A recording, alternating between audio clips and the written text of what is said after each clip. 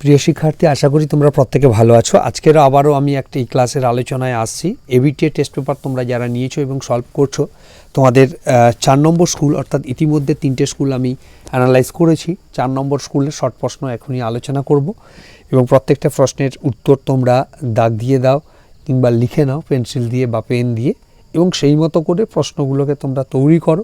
আশা রাখছি 10টা স্কুল থেকে যে প্রশ্নগুলো আলোচনা হবে যে কোনো টেস্ট পেপার থেকে, সেখান থেকে প্রশ্ন যদি তোমরা করে থাকো তাহলে নিশ্চিতভাবে মাধ্যমিকে একটা খুব ভালো নাম্বার তোমরা পাবে এবং প্রশ্ন কমন পাবে।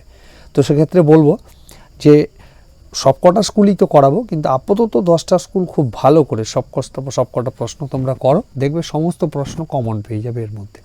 তো আসছি ভিডিওর আলোচনায়। দেখবো 4 নম্বর স্কুল কী রয়েছে, অর্থাৎ কত নম্বর পেজে আমরা স্কুলটিকে পাবো। 3টে অলরেডি করেছি, পরের যে স্কুলটি রয়েছে সেটা হচ্ছে 155 নম্বর পেজ। 155 নম্বর পেজে চলো।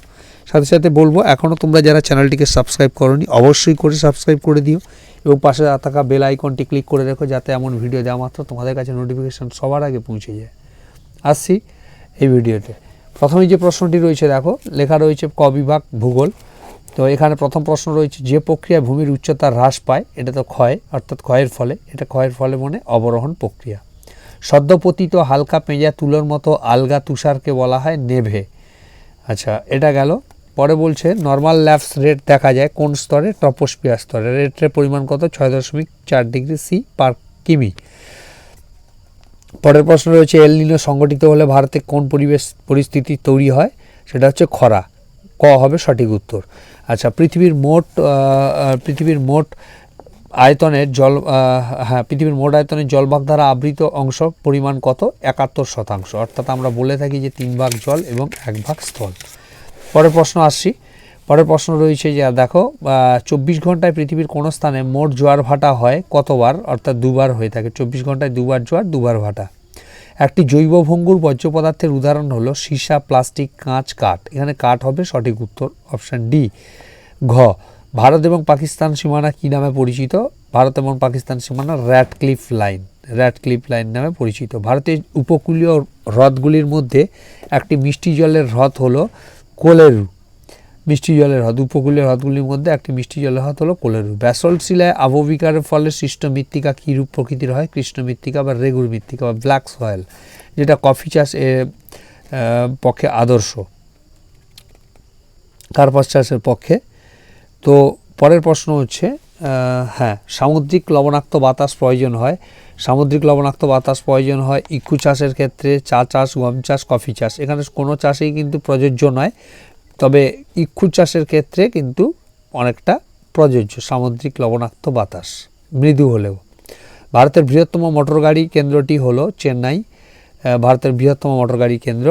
1-এর 13 প্রশ্নটি রয়েছে, ভারতে রেলবগি তৈরি হয় কোথায়? ভারতের রেলবগি তৈরি হয় কোথায়? বারাণসী, বেঙ্গালুরু, বার্নপুর এবং পেরাম্বুরে। এখানে বারাণসীতে হবে। ভূবৈচিত্র্য সূচক মানচিত্রে লাল রং দ্বারা বোঝানো হয় কি? লাল রং দ্বারা সড়ক পথকে বোঝানো হয়ে থাকে। তো আসি বিভাগ খ প্রশ্ন।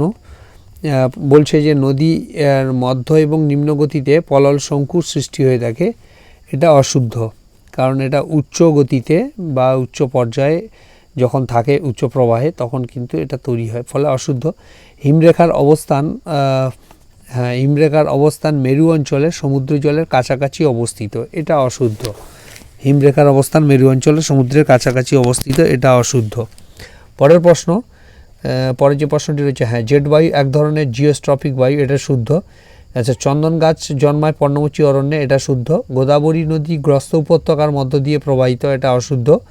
বর্জ্য পদার্থ হলো মানুষ দ্বারা সৃষ্ট বাতিল দ্রব্যাদি বা পদার্থ, এটা শুদ্ধ। পরের প্রশ্ন হচ্ছে, উপগ্রহ চিত্রে বিভিন্ন প্রতীকের সাহায্যে ভৌগোলিক বৈশিষ্ট্যগুলি বোঝানো হয়। এটা কিন্তু শুদ্ধ, ভৌগোলিক বৈশিষ্ট্যগুলি বোঝানো হয়ে থাকে। আচ্ছা, এবারে আসছি, উপযুক্ত শব্দ বসিয়ে শূন্যস্থান পূরণ করো। কুঞ্চিকল জলপ্রপাত বারাহী নদীতে অবস্থিত। প্রাকৃতিক সৌরপর্দা বলা হয়ে থাকে বায়ুমণ্ডলের O3 স্তরকে বা ওজোন স্তরকে। শিশির জমে বরফে পরিণত হলে তাকে বলা হয়ে থাকে হিম বা বরফ বলে। শিশির জমে বরফে পরিণত হলে তাকে হিম বা বরফ বলা হয়। শীতল ল্যাব্রাডর স্রোতের প্রভাবে নিউ ফাউন্ডল্যান্ড অঞ্চলে শীতকালে তুষারপাত হয়। বৈদ্যুতিন বজ্রকে সংক্ষেপে বলা হয় ই ওয়েস্ট বা ই বর্জ্য পদার্থ। শিল্পের শিল্প বলা হয় লৌহ ইস্পাত শিল্পকে। ভারতের মূলধনের শহর বলা হয় তাকে মুম্বাইকে। পরের প্রশ্ন, রাজস্থানে বায়ুর অপসারণ প্রক্রিয়ায় সৃষ্ট হ্রদগুলিকে কি বলে? প্লায়া বলা হয় তাকে। আচ্ছা, পরের প্রশ্ন রয়েছে বায়ুর চাপ মাপার একক কি? মিলিবার। মেরু সাগরে কোন ধরনের সমুদ্র স্রোত সৃষ্টি হয়? শীতল স্রোত। মেরুতে শীতল স্রোত সৃষ্টি হয়ে থাকে। পরের প্রশ্ন, কচ্ছের রণে পতিত একটি নদীর নাম হলো লুনি। ভারতের কোন উপকূলে বছরে দুবার বৃষ্টিপাত হয়ে থাকে? করমণ্ডল উপকূল। ভারতে কোন প্রকৃতির অরণ্য সবথেকে বেশি দেখা যায়? ক্রান্তীয় পর্ণমোচী, শুষ্ক পর্ণমোচী অরণ্য সবথেকে বেশি দেখা যায়। আচ্ছা, কলকাতায় পাতাল রেল শুরু হয়? পাতাল রেল শুরু হয় 1984 সালে। কলকাতায় পাতাল রেল শুরু হয়।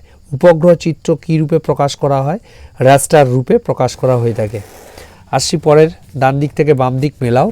এখানে দেখো ডান দিক থেকে বাম দিক মেলাও। প্রথমে রয়েছে বাম দিকে চেরি ব্লসম বা চেরি ব্লসম, আঁধি, হারমাটন এবং মহানদী। বিপরীতে রয়েছে দেখো ডান দিকে রাজস্থান, উড়িষ্যা, কর্ণাটক, পশ্চিম আফ্রিকা। আচ্ছা দেখো, চেরি ব্লসম এটা হচ্ছে কর্ণাটকে দেখা যায়, দক্ষিণ ভারত কর্ণাটকে চেরি ব্লসম। আঁধি দেখা যায় রাজস্থানের মরুভূমিতে, থর মরুভূমিতে আঁধি। আচ্ছা, হারমাটন হচ্ছে পশ্চিম আফ্রিকা এবং মহানদী উড়িষ্যার মহানদী লক্ষ্য করা যায়। এটা হীরাকুদ বাঁধ নির্মিত। এই হলে তোমাদের শর্ট প্রশ্ন এখান থেকে হয়ে যাচ্ছে, অর্থাৎ এই স্কুল থেকে।